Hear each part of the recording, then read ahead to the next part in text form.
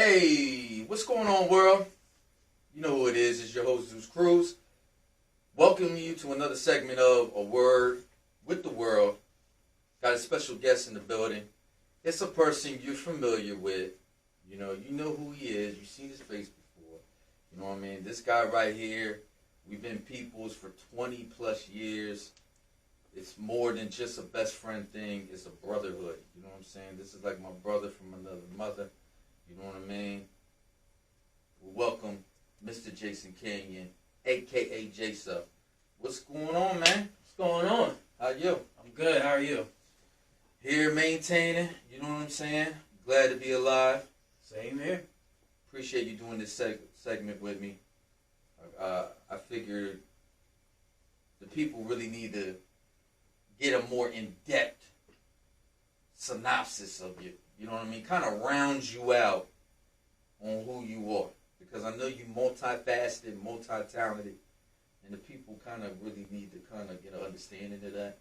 You know what I'm saying? So I appreciate, you doing this with me, man. No problem, man. So let's get right to it, man. As long as I've known you, you've always been the master producer, music producer. I think that was kind of our way of creating that common ground with me and you to starting the friendship. We both had a great love for music. Right. So, to our viewers, elaborate further on this concept and how music influenced you to pursue being a producer. Music for me is it's a part of my life. It's like a coping mechanism. So, whenever there's a sad moment or something happens, we run to music. Mm-hmm. So it was only natural for me to just to pick up on it, and then I have that love for music, so it was just like take it a step further, to make some beats. I can do that. So, way back when, that's when we started our thing, granted, it wasn't like this, but bare minimum. The bare. When we say bare minimum, we don't need to elaborate on that. Just know it was bad. You know what I mean? But we made it work. We're not going to tell you what we did and what we used, but it was the start of all this. So music is just grown. It's just growing, and it keeps growing, and it keeps growing. You look at it like, I can do better. You keep pushing yourself at it. You keep pushing yourself. You keep pushing yourself.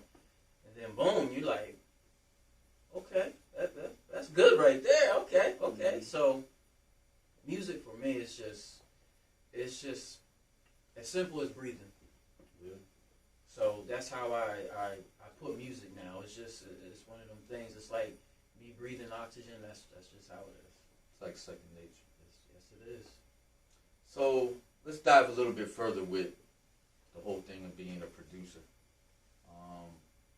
Explain your thought process when you come across a musical project. When you decide to start composing music. What do you look for as far as like melody and bass line and loops and whatnot? Like what specific type of sounds, what genre you tends to be like your go-to? So for me, I gotta realize I'm an '80s baby.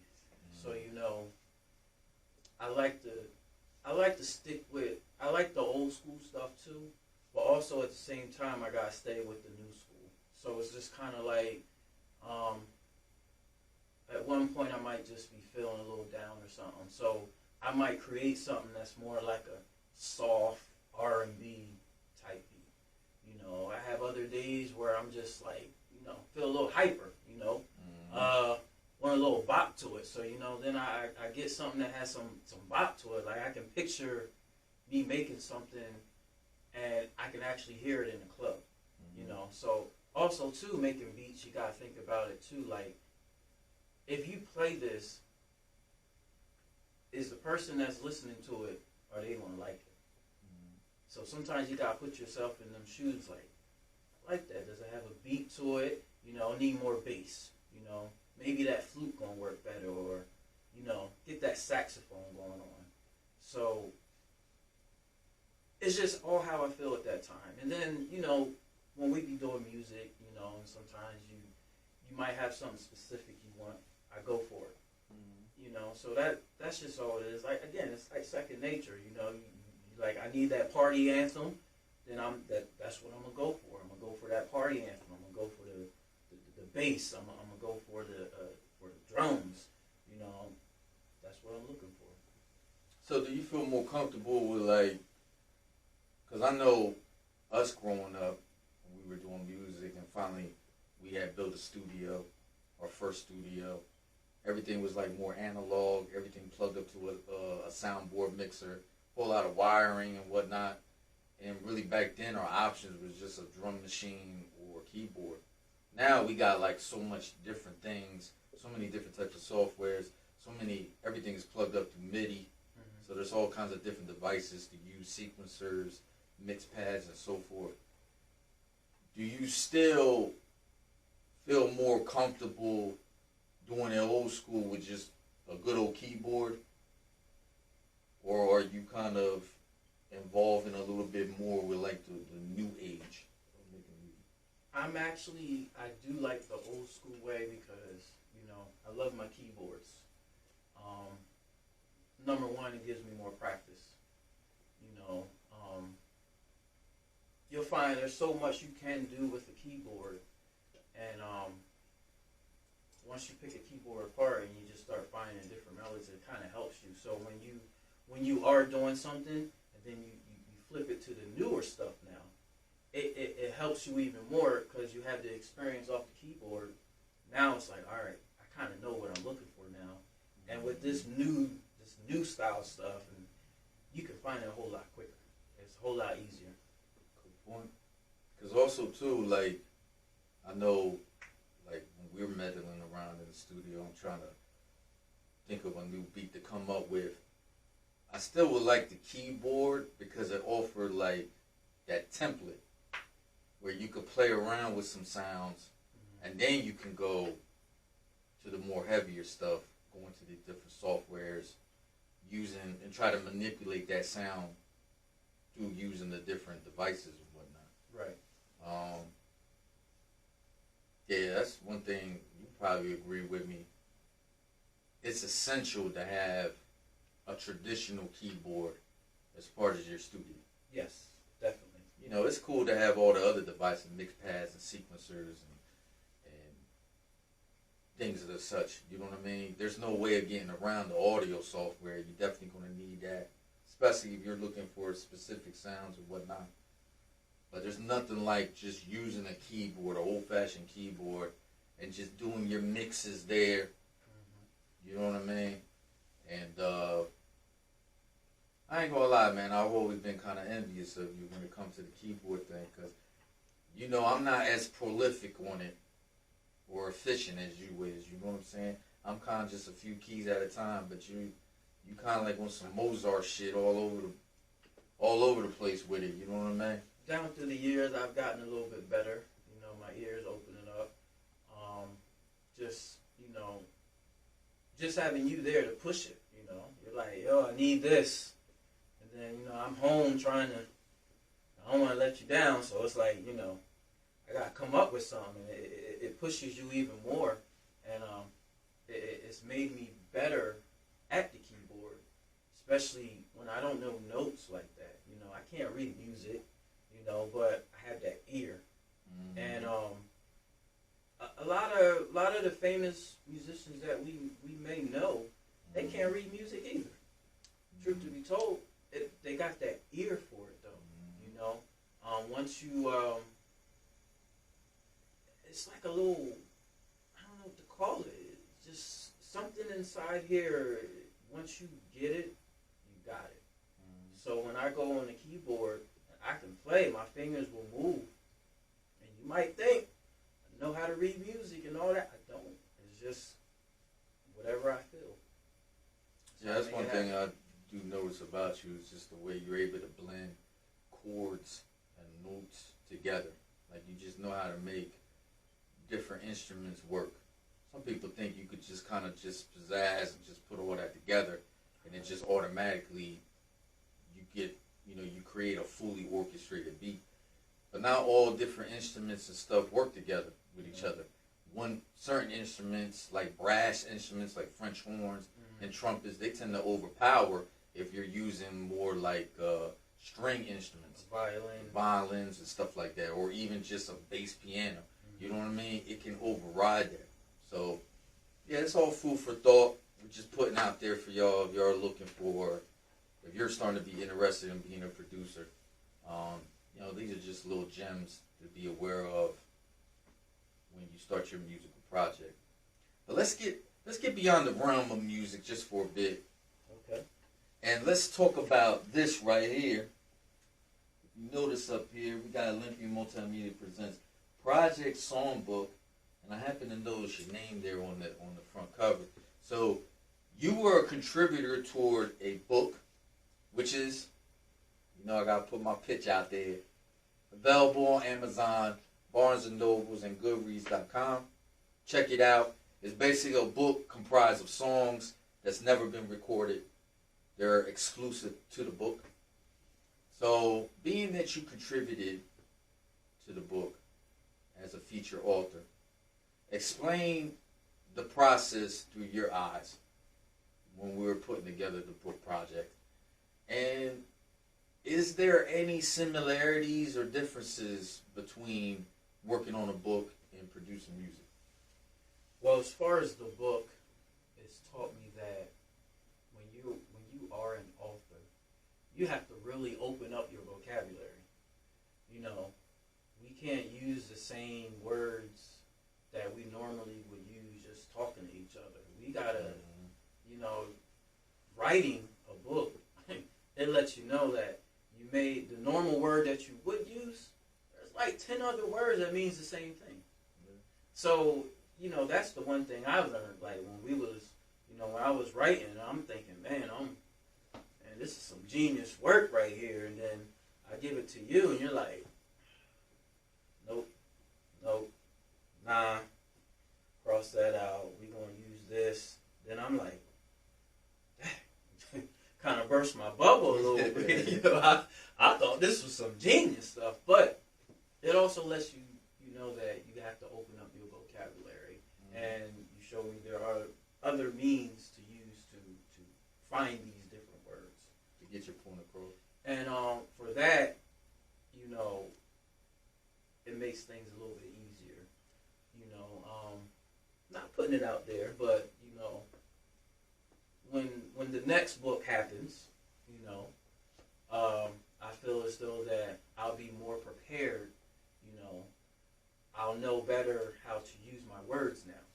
So this way, when I do present it to you, hopefully, it's not like before. Hopefully, you might have to make a couple corrections, but nothing like before.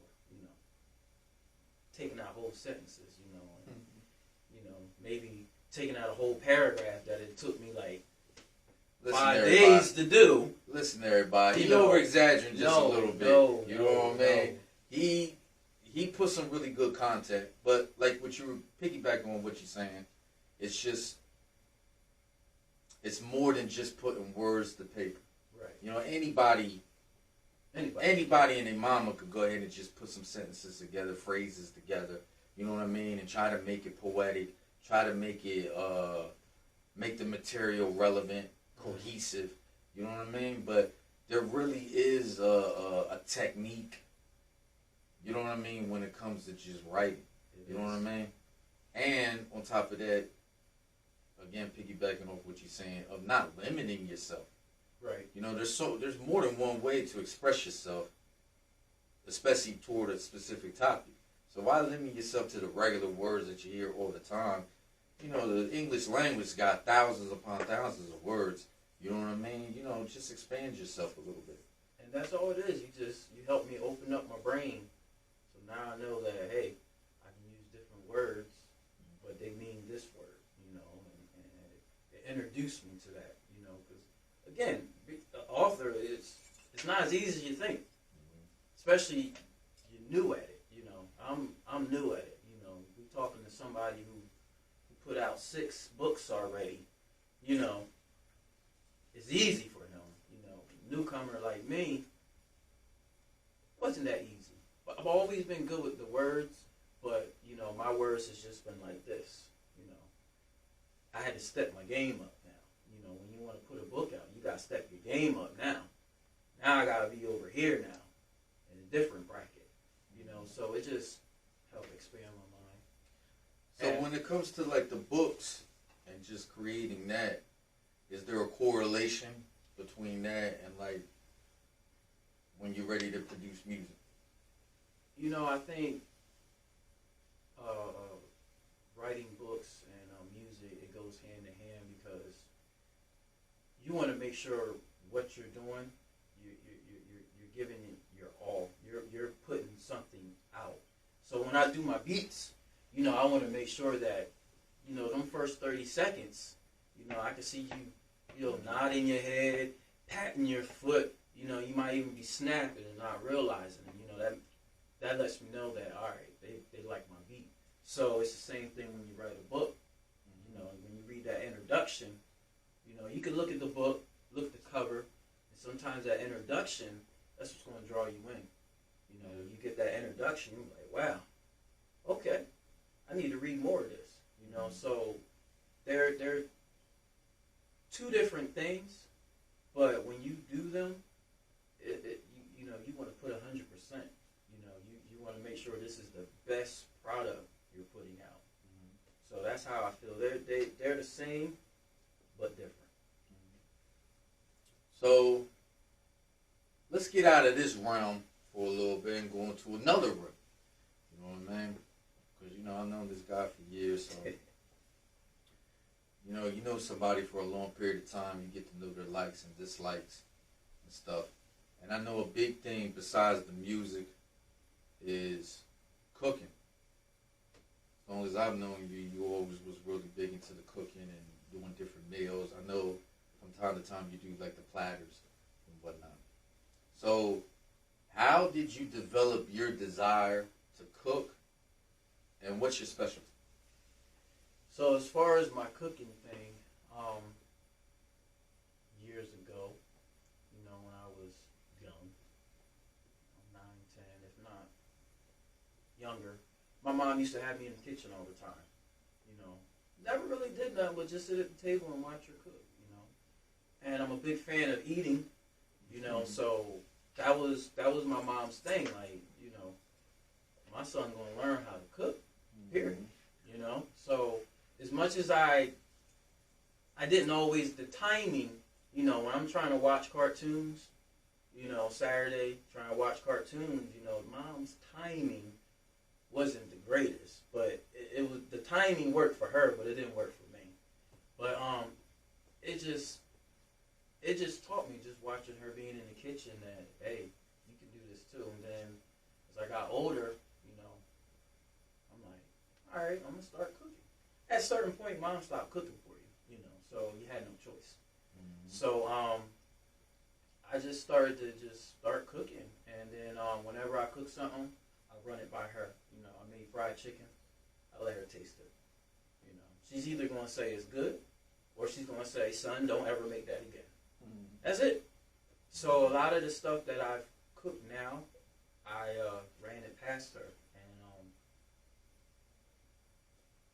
She never had anything bad to say about anything. There might be, like if I make something a little too spicy, because she wasn't, she didn't like nothing hot, you know, too hot. But other than that, all the food that I used to cook for her, she loved it.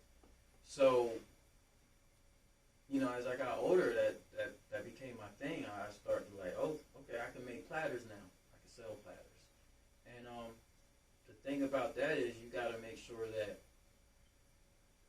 for me, you can't cheat with platters. You know, like if I'm going to do chicken, I'm going to do chicken. If I'm going to do candy yams, I'm going to actually get the yams, peel them, cut them, wash them. You know, some people, they like the canned candy yams. That's your choice. Me, I like it homemade. And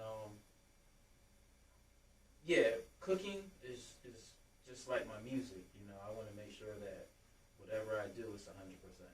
You know, I don't want to do no half behind cooking because, keep it real, if you do half behind cooking, nobody gonna want it. You know, and I'm not gonna serve you something that I'm not gonna eat. If I look at, there's been times I made stuff and it didn't look right. I stopped, threw it away. I started all over. I'm not gonna serve you something that I'm not gonna eat, and that's the problem. You know, but I appreciate that, by the way. of course, you know what I mean. But so what would you consider your specialty? What's your go-to? So meal? What's the top? What you would consider the top echelon of meals for Chef Canion Creations? So I think a couple of things that I think I make real good, but one of them is my honey barbecue chicken wings. And granted, they're all over. Everybody makes honey barbecue chicken wings. I give you that. But mine is different from everybody else. Can't tell you the ingredients that I use, but it's different. I could vouch for that. His wings are definitely on point. And another thing that I make is mac and cheese. Now, I've had a lot of different mac and cheese, and, you know, not to toot my own horn, but mine's pretty good. Mine's pretty good. You know, there's still some people who hasn't had it. You know, you have to get it in their hands to try it, but I think I make mac and cheese pretty good. You know, and just to be clear, mac and cheese just consists of noodles and cheese. That's mac and cheese. That's it. It's not no meat added in there, no vegetables, you know, no lettuce, none of that. Just noodles. I mean, you could. And cheese. You wanted to be on that fluky duke, you know? Well, I mean, when you start adding stuff, you change it to a casserole. It turns into a casserole. Yeah, which is fine. It's fine. If you want a casserole, that's fine. But as far as me, that's how I like my mac and cheese. Just cheese and noodles. Well, maybe on one of these segments, man, we can have you kind of go step by step. Not give away the family jewels or anything, the secrets and whatnot, but give a breakdown of what you do. You know what I'm saying? I can do that. That'd be cool. You know what I'm saying? So we'll work on that. We can do a segment of that. You know, Chef Canion Creations mac and cheese. Yeah. Or anything else. You know what I'm saying? The wings. I could probably do the wings. You know, throw some wings up in there. Everybody like wings. You know, Yeah, football season. You know, starting. You know, might have to start making some wings. Or just make wings for your brother over here. You know, never mind everybody else. You know what I'm saying? That sounds Lord. That sounded Just like you know what I mean? That's skipping me. That sounded like that was a big hint. So let's round this out. End this thing on a positive note. Well, everything's positive. But what insight would you give for people who are trying to find their way positively in a negative world? You know, you got a lot going on. You're pursuing the music. You know what I mean? You definitely reach even further and get into the literature world and becoming an author. You're doing the cooking thing. You're adding more things to your repertoire.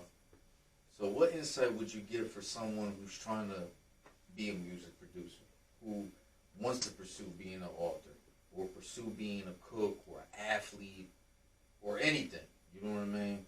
What kind of insight would you give them? I would just tell them to make sure that whatever they're pursuing, give your all. Try. You know, I was always taught to just try. You know, what's the worst that can happen? You try. You know, you cook something. It didn't turn out the way you know, it didn't turn out the way the picture said it's supposed to. Try again. All you can do is just get better. Same thing with producing. You know, you want to start making beats, and you let somebody hear it and they be like, it's okay, it wasn't the best. Okay, that's cool. Keep trying. You got to push that envelope. That's the only way you're going to get better. You know, we look at, you know, all these famous people around us. You know, it didn't just happen overnight. You know, somebody didn't just make one beat and then that was it. You know, you got to take the good with the bad. You're going to have beats that's like that don't sound good, which is fine.